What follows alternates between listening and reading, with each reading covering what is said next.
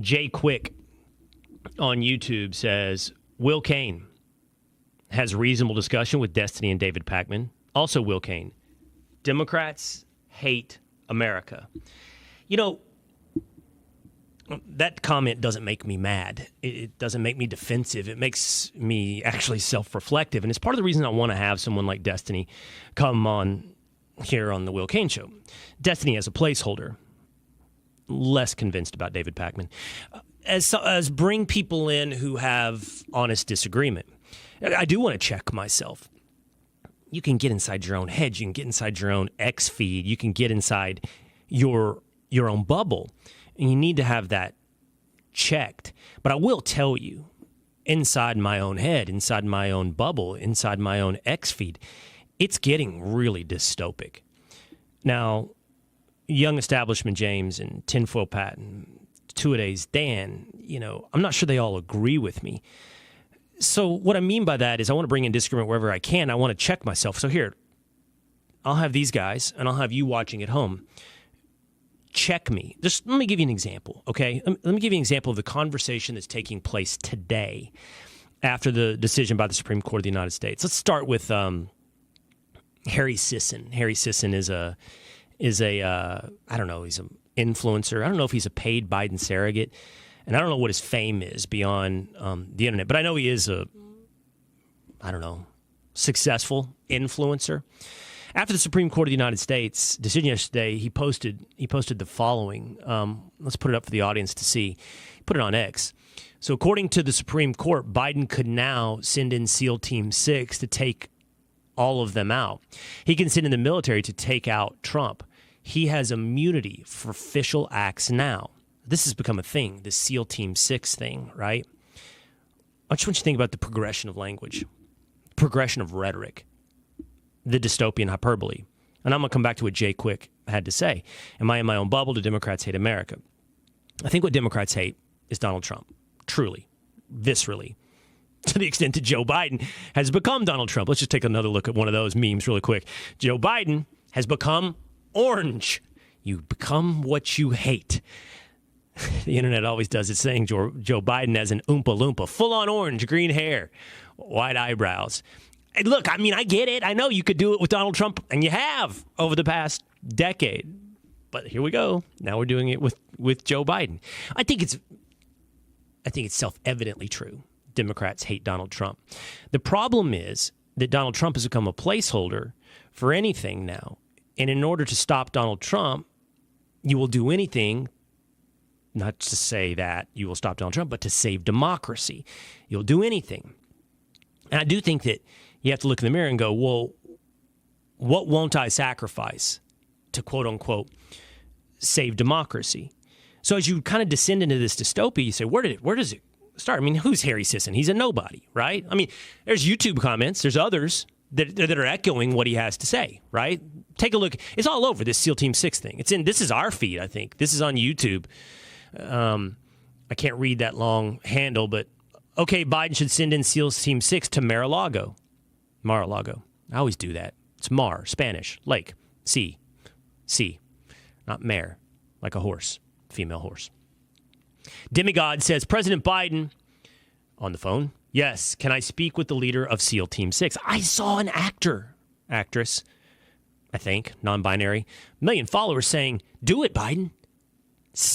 Take out Trump. Take him out. You now have immunity, and he is Hitler in 1940. Okay, again, who are these people, right? It's just commentators. And back to the guys now. I mean, that's what you said 2 days in our group text chain. You're like, come on, it's just S-posting. It's just keyboard warriors saying stuff, right? Yeah, I mean, I see this all the time.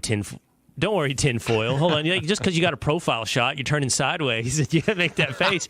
You're allowed to relax, tinfoil Pat. Got caught on camera. I was trying to watch the show on the big screen. You think it's just all... you think it's just all keyboard warriors 2 days? I just think, like, especially after the debate, everyone's like, oh, the world's going to end. Who cares who's going to win president? You know, it's just like this doomsday thing that just keeps going on. And I think it's a lot of stuff. It's like what you said earlier to me also. It's what you're seeing on social media. You know, it doesn't really reflect real life all the time. So, I mean, people are getting scared and they talk about civil war and things like that. But I think we're just seeing it online, and in real life, it's not as much as that as you might think it is.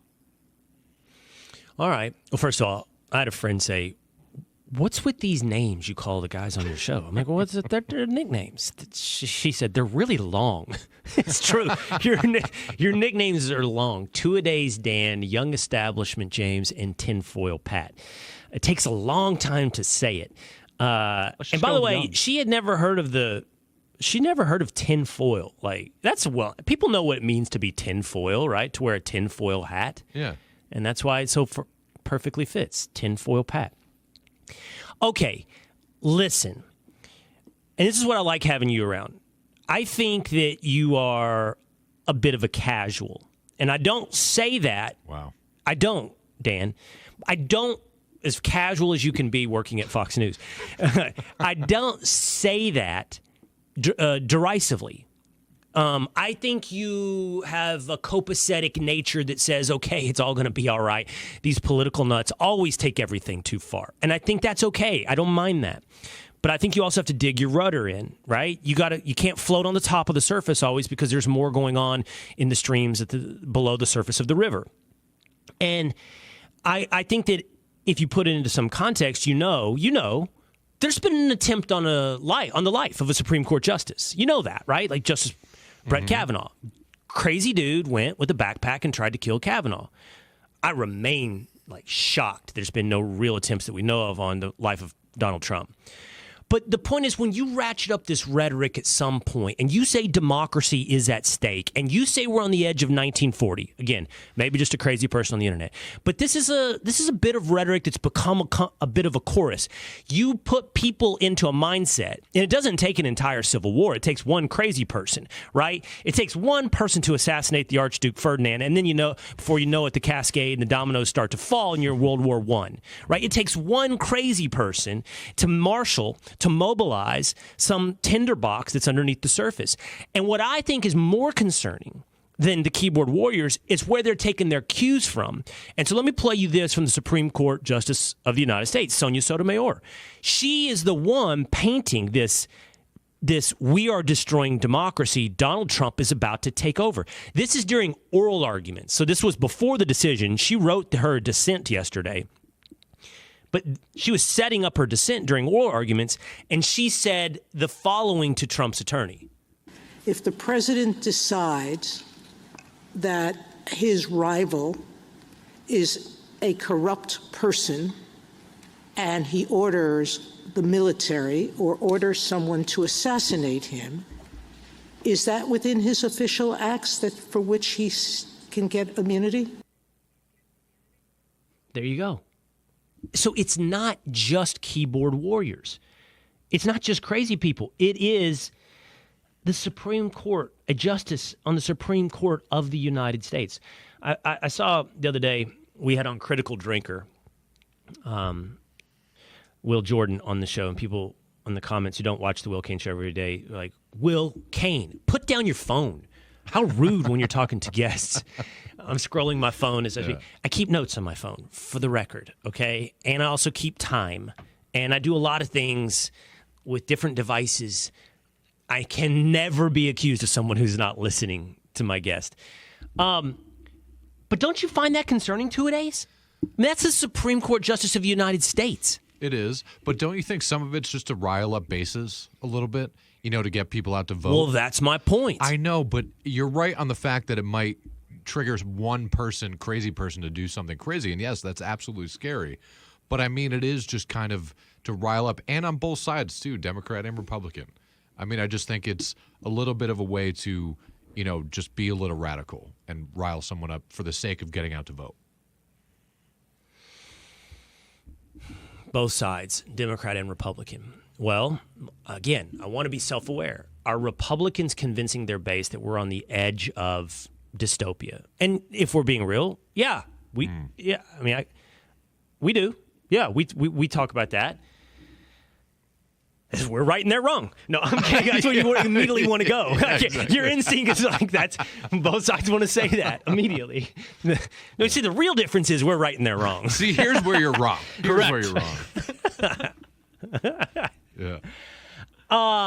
I don't know, man. I think if you say the democracy is at stake at all times, and you say that one man is the guy taking us there, you are forgiving yourself of every manner of sin. They've forgiven themselves for burning the First Amendment to the United States Constitution. They've forgiven themselves from discrediting the Supreme Court of the United States. They've forgiven themselves from saying that their opponents are Nazis. They've forgiven themselves for everything, all the way up to what I'm getting at. Something bad is on the verge of happening. You can't keep talking like this. You can't keep undercutting the institutions of the constitutional republic that is the United States. You can't keep it up without some consequence. And I don't know what it will be. And I don't know. Maybe in the end, maybe it's just Joe Biden continuing to paint himself orange. I don't know. Maybe it just gets oranger and oranger, and he becomes Donald Trump. Let's do one more. Come on, it's just fun. Let's do one more orange man bad, orange man good meme. That sounds good. Look at me, Jack. Come on. Now, I'm the orange man now. That's from Captain. hold on, I can do it. Smart Captain. Pirates, something.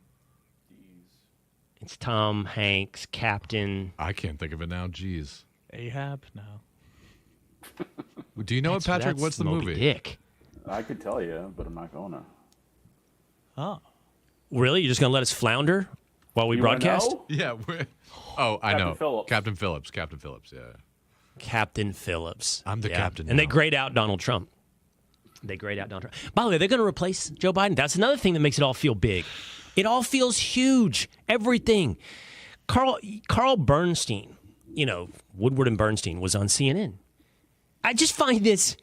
How about this? Okay, they're willing to burn down the First Amendment, the Supreme Court of the United States, checks and balances, constitutional republic, and of course, the truth. They're willing to burn down the truth to save democracy. Listen to Carl Bernstein talking about, you know what?